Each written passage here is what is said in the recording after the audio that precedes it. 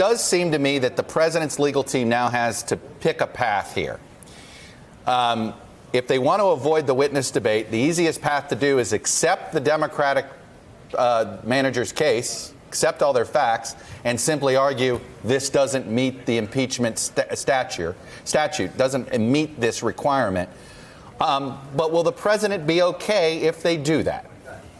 So that is the argument that they're going to make, Chuck, and that's the argument that you're going to see laid out. I would actually be surprised if you see most of it laid out Saturday. My guidance is that most of it will end up laid out on Monday, right? Is that because it's Death Valley? What did the president say this morning? I didn't know when you wanted to talk about Death Valley. Death Valley, please. Yeah.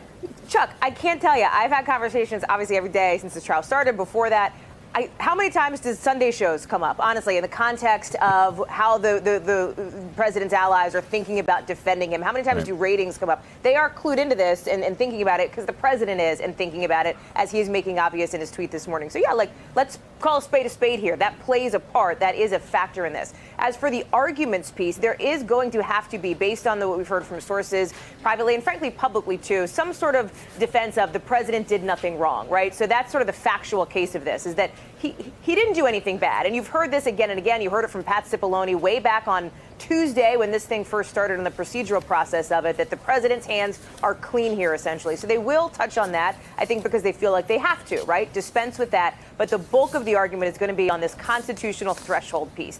And that is what I got to tell you, the Adam Schiff close last night. You and Garrett talked about it. You and Ari talked about it. It was extraordinarily compelling to me because Schiff was trying to pre-butt that very argument, right? He was trying to say, you're going to hear over the next 3 days the president's team tell you that what the presidents didn't hit that threshold. But what I'm telling you, Adam Schiff was saying, was that if you have concerns about his behavior, then you have to remove him. Then it does meet the threshold, essentially. And it felt to me like that was his real push in that close last night, Chuck.